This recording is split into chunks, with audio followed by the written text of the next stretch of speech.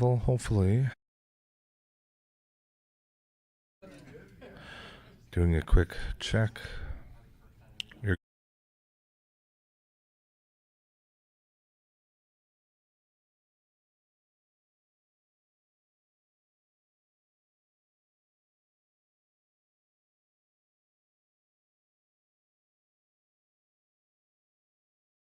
here, so it'd be just make somebody go up and do it. Make sure there's no aberrant buzzing.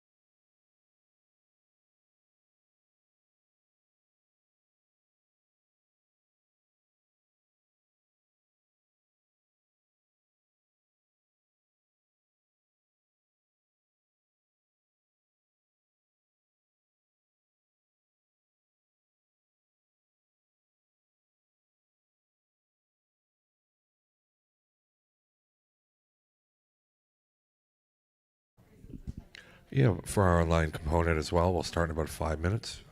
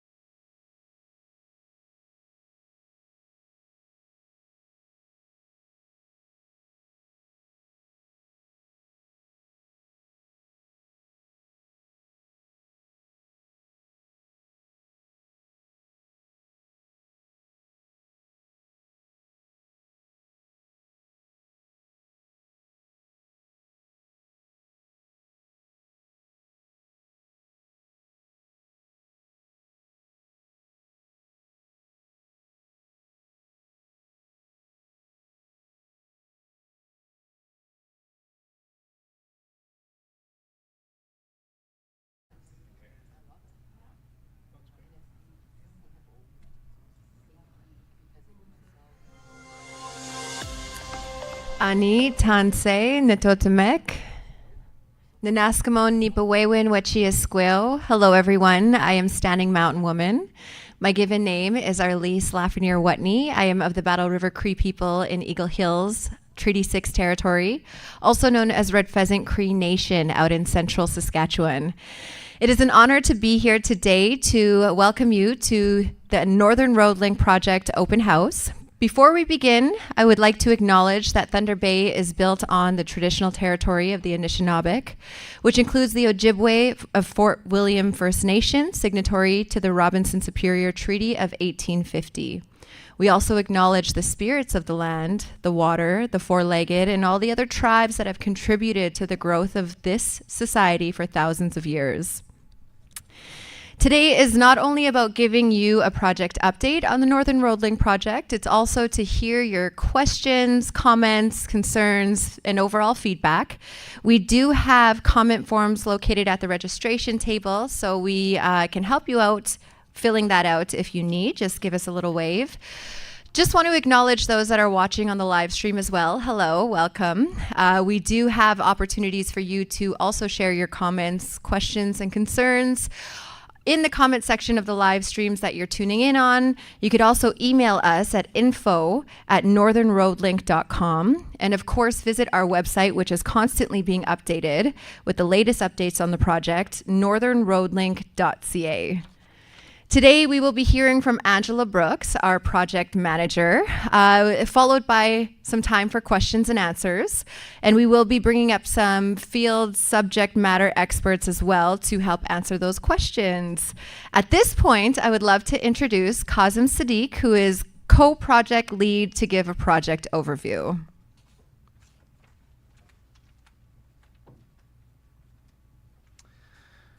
Great. Thank you so much, Arlise, for kicking us off. Good evening, everyone, and welcome to the Northern Road Link Open House. We've come together today to do an overall update on the project, but also to discuss a milestone and to engage on the study plans that are being developed on the project at this stage. So right now, we're in the midst of the environmental assessment process provincially and the federal impact assessment process as well. My colleague Ange Brooks will talk more about the process itself, but I want to just sort of step back a little bit and talk about what the project is and how it came about. Now, the Northern Road Link is primarily an economic development road, which is meant to open up the region we know as the Ring of Fire in Northern Ontario. And in doing so, it connects two different projects. On the southern portion, it connects the Martin Falls Community Access Road, and at the northern terminus, it connects the Webequie Supply Road. By doing that, it connects the Ring of Fire region, and it also connects Webequie to the provincial highway system. The proponents, of course, are the two First Nations of Martin Falls and Webequie. And they came together in this historic Indigenous-led proponency, which is one of the most unique aspects of this project and of any project of this scale and size across Canada, where the two nations came together to build something that they believe will lead to their economic as well as social development for the future. So this really inherently is about the two nations exerting their sovereignty and believing that economic development and prosperity happens by leading projects of this sort. The process itself enables broad public participation, and we believe it has significant potential benefits for the general public, for the development of the North, for the development of Northern Ontario broadly, and as a matter of fact, probably all of Canada. So we're keen to engage with the broad public on what the project is, what it means, to talk about concerns associated with the project, because we do recognize that there are concerns, whether they're sort of environmental in nature or economic in nature or social in nature. We want to talk about them, understand them, so we may come to develop plans that help mitigate those concerns. So that's one of the key reasons for getting together at a forum like this, to talk about ideas, to talk about concerns, to talk about the potential opportunities associated with this project. And we look forward to that conversation. We've got a bunch of people in the room. Once we're done, we've got post reports at the back. We'll stick around for conversations. Even after this evening's done, our contact information is available. We're very easy to get a hold of. If you want to have a chat with us outside of this meeting, outside of this forum, we would be delighted to do that. So with that, I will pass it on to my colleague, Ange Brooks. Ange, over to you.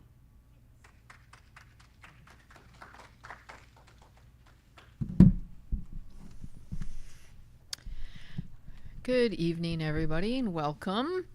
I'm just going to give you guys a project update on where we are at. A couple of the items that we're going to focus on in this presentation is the alternatives assessment and the study plans. So just as a backgrounder, if you're not familiar with the project, and even if you are, I'm going to give you a bit of background. So Northern Road Link is a proposed all-season road in Northern Ontario in Treaty 9 territory. As Cossum just said, the proponents are Martin Falls First Nation and Webequie First Nation. The intent of the road is to connect the Ring of Fire mineral deposits to the all-season highway network via the proposed Martin Falls Community Access Road. This project is subject to the Provincial Environmental Assessment and the Federal Impact Assessment Act. And it's a coordinated process, so we only produce one environmental assessment document that satisfies both the provincial and the federal requirements. So as Cossum indicated, the project team is community-led. In this little diagram, the circle we show, we have Martin Falls and Webequie Chief and Council at the top. We also have working group members, 2 members from Martin Falls and 2 from Webequie, as well as some help from the general community. Mike and Cossum are our project co-leads. They're on the bottom left, and then the technical experts are us consultants working on this project. All right, if you're not familiar where the Northern Road Link is, it's the road in the center of that map with the hatched lines. The Martin Falls Community Access Road is in purple. It's in the south end. MF Car will connect to the provincial highway network, and up at the top is the Webequie Supply Road that's running from the community of Webequie over to the McFauld Lakes area and will connect with Northern Road Link at the northern terminus. All right, so I mentioned that this project is subject to an environmental assessment. So what is an environmental assessment exactly? Well, it's a process to predict, evaluate, and mitigate potential environmental effects of the project. The entire process supports the planning and decision-making of the project, and a big component of it is engagement with rights holders and stakeholders, and this is why we're here today for our 4th open house of this project. Now, within an environmental assessment, we have to conduct baseline studies, and these include everything from biological to the physical environment, such as groundwater, surface water studies, archaeology, socioeconomic. It covers off everything you can imagine. And then we take the baseline study data that we have, and then we assess the project environment interactions and effects, and then we identify mitigation measures. Towards the end of the actual writing of the environmental assessment document, any effect that we have that hasn't been able to be mitigated is called a residual effect, and then from there we use those items to assess cumulative effects on the project. And we'll be talking more about cumulative effects in subsequent open houses.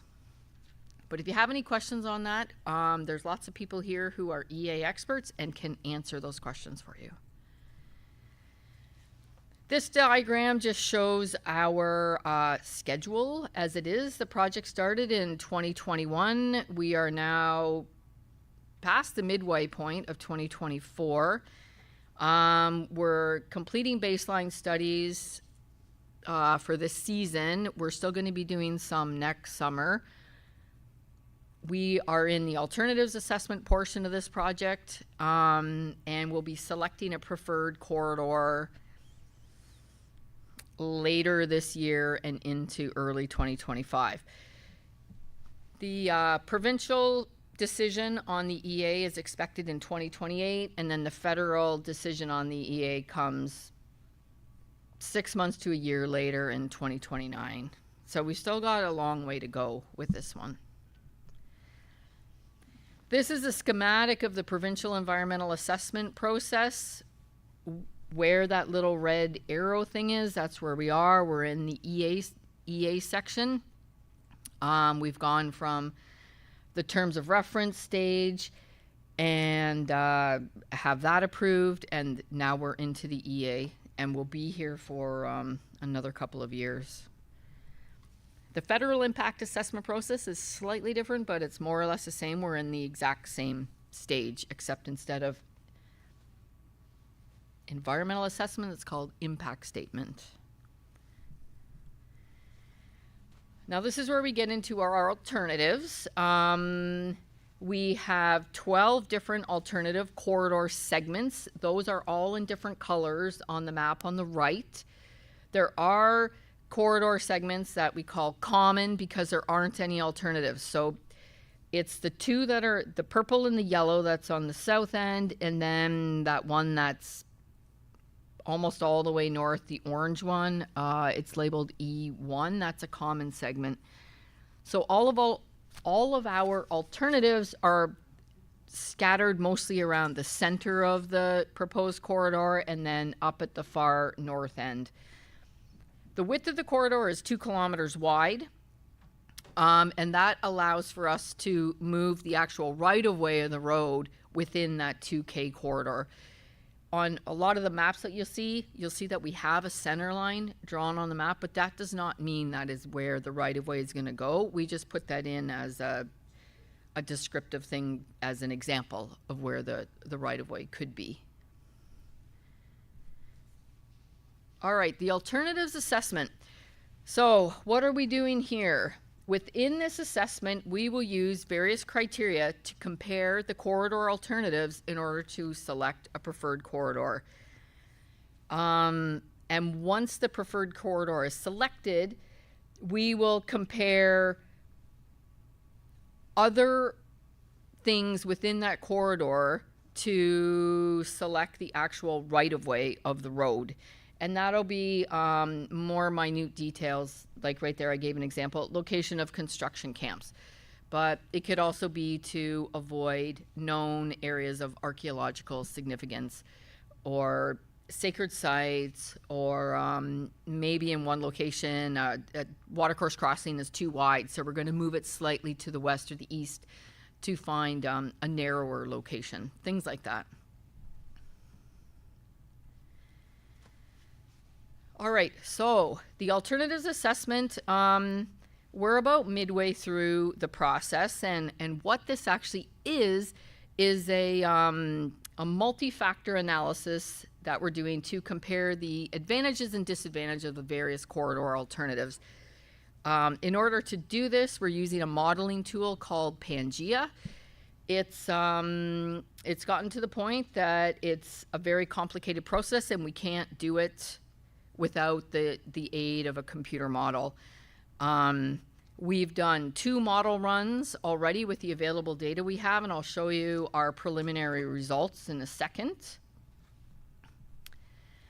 So there's a few technical terms we use in an alternatives assessment. It's factor, criteria, and indicator. So a factor is like a grouping, an umbrella, if you will, that have shared characteristics such as the living environment, and that would include all of the biological criteria such as fish and fish habitat, wildlife, and then we further break those down. Criteria, they're important considerations in this assessment. And it just breaks down further within their criteria. And what we need for the alternatives assessment is measurable data. So we need, areas, hectares or square meters of areas where there's archaeological resources or sacred sites, or we use lengths of stream crossings, widths of lakes, and that kind of thing. It has to be something that's measurable because it's a computer program. So it can't be something based on a feeling, or if somebody says, well, I prefer this one over that one, we can't use that criteria. We have to have some way of measuring it.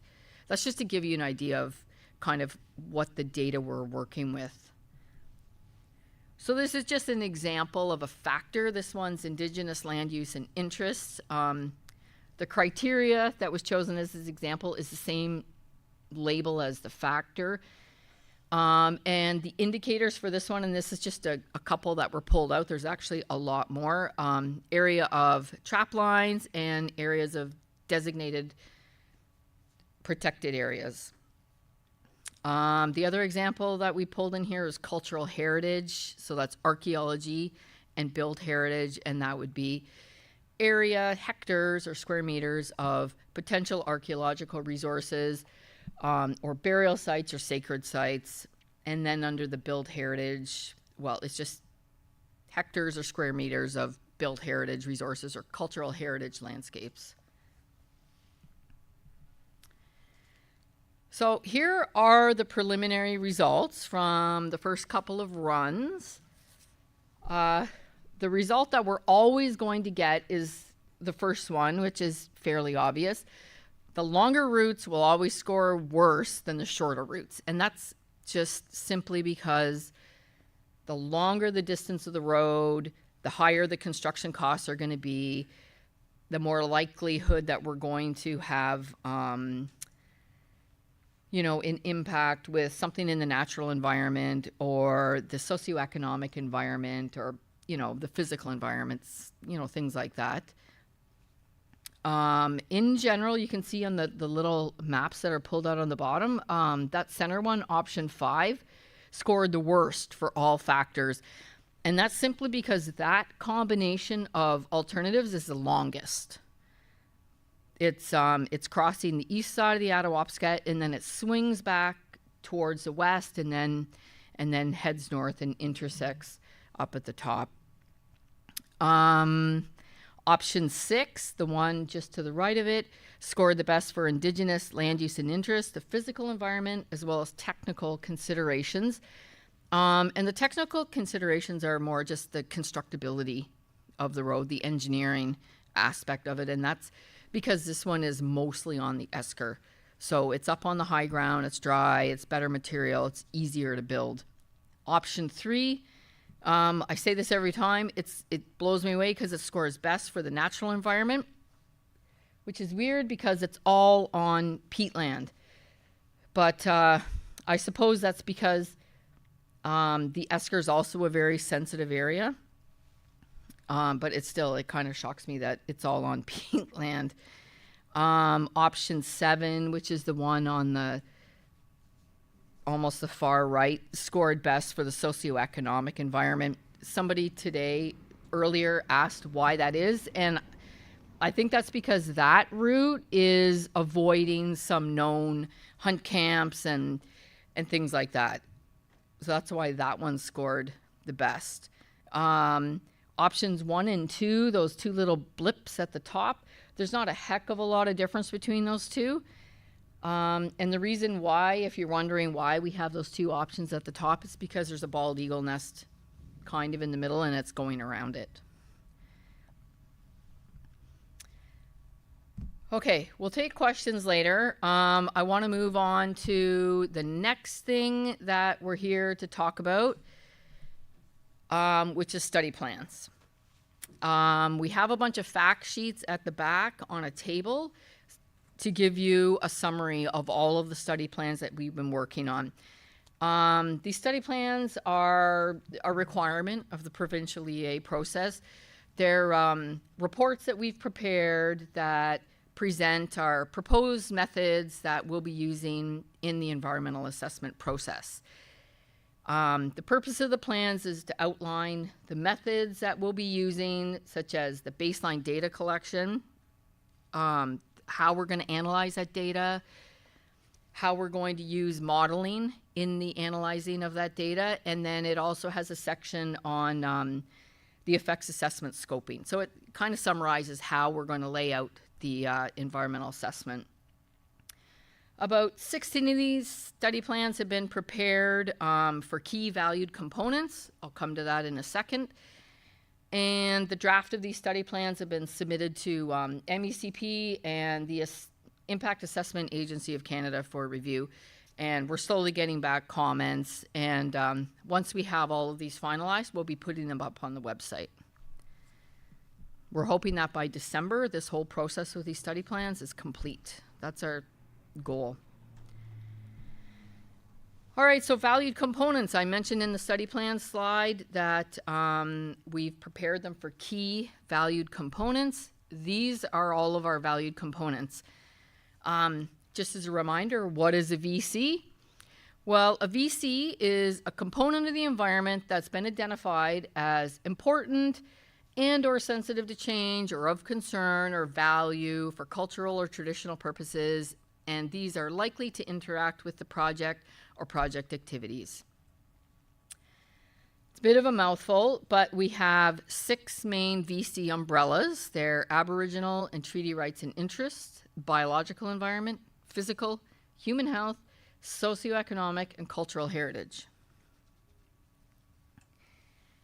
And there's a few more VCs than what we have completed study plans for, but they're kind of collapsed into one plan or another.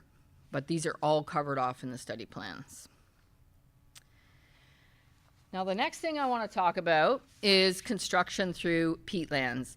In all of our previous open houses and some of the other, in some of the radio shows and live streams that we've done, we get a lot of interest in the construction and how we're going to do this through the peatlands.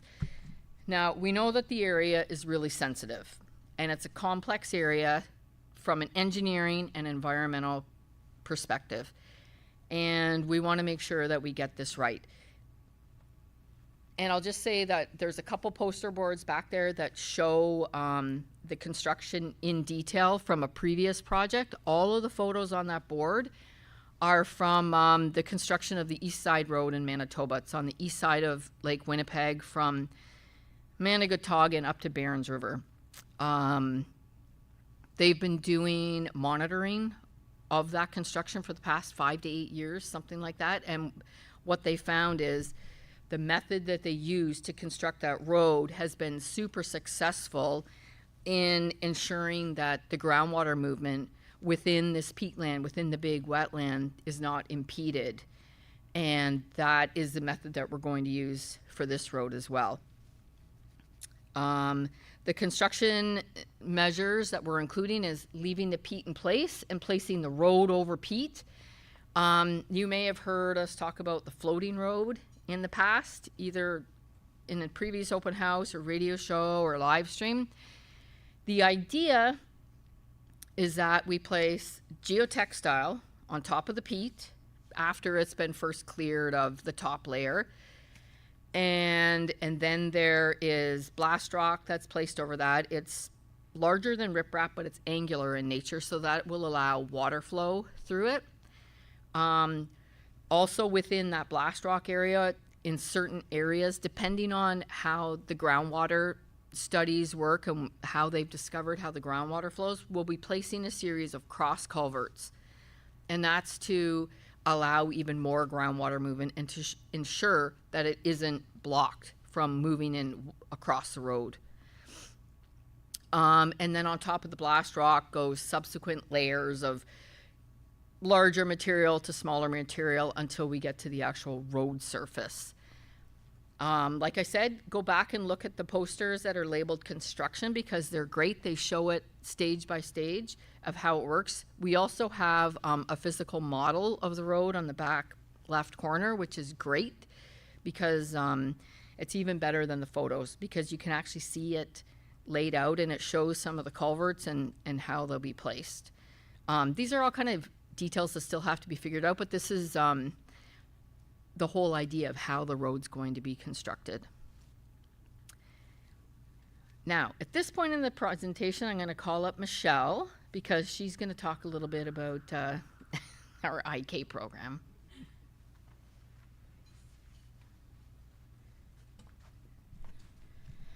Hi everyone, my name is Michelle Nasir. I'm with Dillon Consulting and I'm part of the team that's working on this project.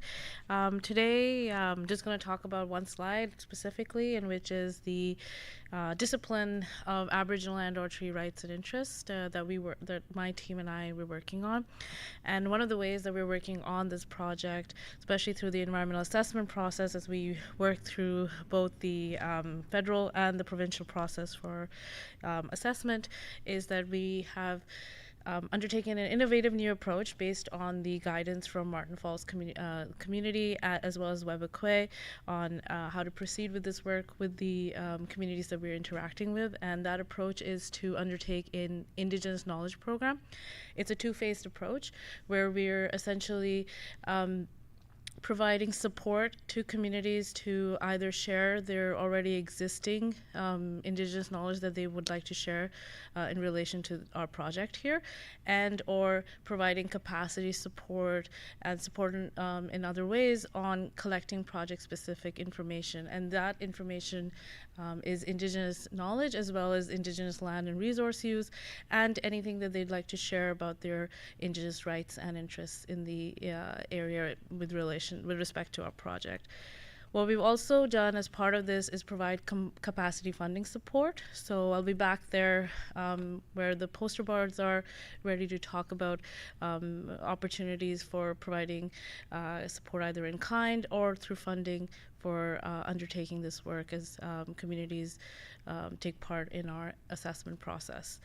And finally, I wanted to mention a little bit that as part of our ongoing efforts, what we've done is outreach to community on various different aspects of the assessment process, and one of them is through the preliminary aspects of our study areas for Aboriginal and or tree rights assessment work. And we sent those memos out to the communities last year. We got feedback from the communities, and based on those on that feedback, we finalized our approach as we move forward. Obviously, with more feedback from the communities, we can refine our process, and that's how we will continue working alongside communities on this work. Yep, thank you.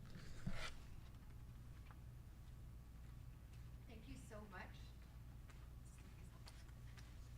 Thank you so much, Michelle, Kazim, and Angela. At this point, we would like to open the floor to any questions there may be, as well as on the live stream. If you have any questions, comments, concerns, please feel free to enter that into the comment box. Do we have any questions in the room? Sure, 1 second.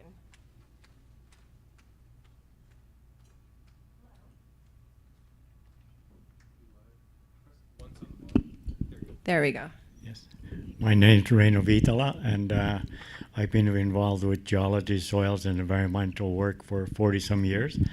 And I'd like to know if all the First Nations are on board with these proposals that affect their area.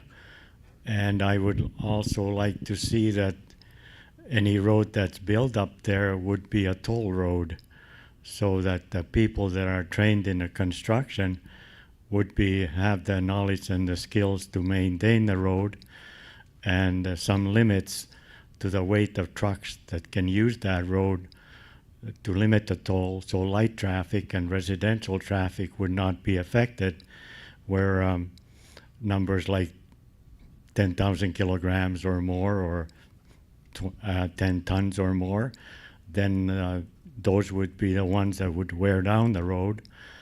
And especially when you don't know the depth of some of the peatlands, then you have to be very careful with the heavy traffic.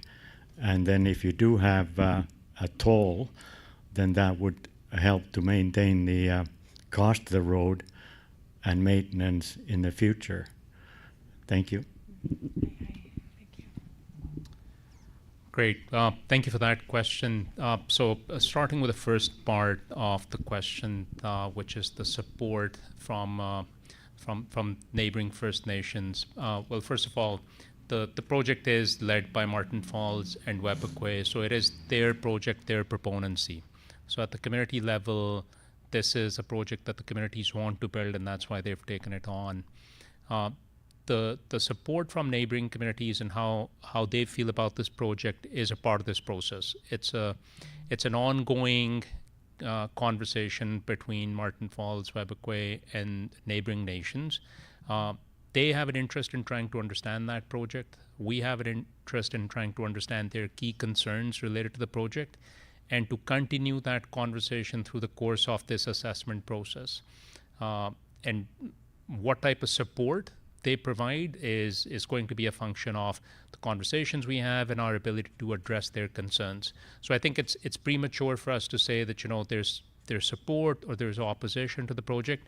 There definitely are concerns about the project, and they would be shared by any member of the public, but they're certainly shared by neighboring nations. Now, I would even put like the comments that you're putting in, sharing with us right now in the sort of basket of some concerns around, you know, how the corridor ought to be utilized. So when there's a concern around the tolling off the road, or on the topic of tolling off the road, that's been framed in the past as a concern that, you know, from both sides, which is there ought to be a toll on this road for industrial users who utilize it and who get to use it at a fairly higher level than everyone else does. Then we've received comments from others that members of the public and absolutely members of Martin Falls, Webakwe, should not pay a toll ever if there's a toll incorporated into the utilization of this road. At this point, what we can say is that there's no conception of a toll for members of Martin Falls, of Webakwe, of indigenous communities that might be using this road to go into their own communities. There is a conversation around what would the use by industrial entities look like, and I think that's a conversation that has to happen between the project as well as the province that regulates these type of matters. So that's an ongoing conversation. We don't have an exact answer for that right now, but as the process unfolds, as we decide what the road's going to look like, how it's going to be built, how it's going to be maintained and run, it would become more apparent if there's any conception of tolling on it, but that's exactly the type of comment we get when it comes to industrial use of the corridor. I think those are the two main comments. One was around tolling and the other one was around sort of indigenous feedback. I believe I've covered both. Great, thank you. Any other questions?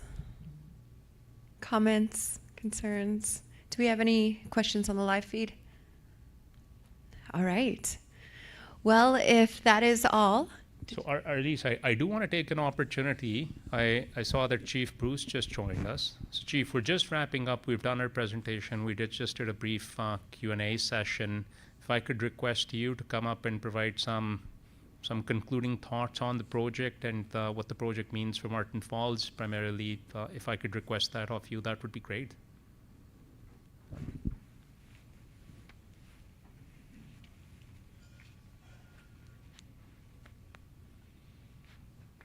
Hi, Chief. Miigwech. Yeah, thank you. Thank you, everybody, for attending this session. We're glad to. I'm a little bit late today. Chief's meeting today, but you know, for us, Martin Falls, we're taking the lead on this project on our own lands, our own traditional territory, as you may call it. You know, we always say who best knows the land, and who best it would be there to provide you know, accurate knowledge, our traditional knowledge on what we're doing on the land, like that land. You know, what we're doing on the land is actually planning, undertaking that large-scale planning of infrastructure on our traditional lands. And Chasm and we have we have two project teams with Martin Falls Community Access Road and Northern Road Link, and they're well represented. I keep abreast of their developments and their ongoing challenges and their successes and all that. But they do most of the work, and I just provide community guidance on what do we want to do. What direction we want to set with the Community Access Road and Northern Road Link, and a lot of that stems from our people, like consulting our membership on the various issues, be it the routing, the actual routing of the roads, our own knowledge of fish species, moose populations, the actual land, the terrain, muskeg, and how to preserve the environment as best as we could, as we can, rather, with the actual large-scale developments that's going to happen. And it's always been said, that any development up there, especially with Northern Road Link, is going to lead to like a lot of degradation. But we don't believe so. We know that mining is going to change the environment to some degrees, and a lot of that we're going to try our best to mitigate. All kinds of pollution that is going to be had, be it noise pollution, be it dust, and any potential other pollution that may affect water. So we're very concerned as much as the general public on those kind of issues, saving our environment. But we also want to stand by and say, we need an economy in the north, and it's our collective responsibility as a whole, like First Nations and the general public, to come together and say, what do we need for our region? We need jobs. First Nations need economies in their communities. So does Thunder Bay and Greenstone. So I think we're all trying to shoot for the same thing, trying to build better lives for our people, and that's what it's all about for us. Keep the environment as pristine as possible, all the while create those economic development opportunities that are promising. With what's up there in the Ring of Fire. So I just want to thank Chasm, and I wanted to drop by and see our team and make sure to come to this most worthy event that we that we have ongoing through the year, and support them. So I want to say miigwech, and thank you all for coming out. Thank you.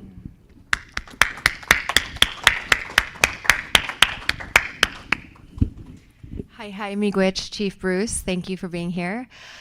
That pretty much sums up our open house. Want to thank you guys for joining us today, as well as on the live stream.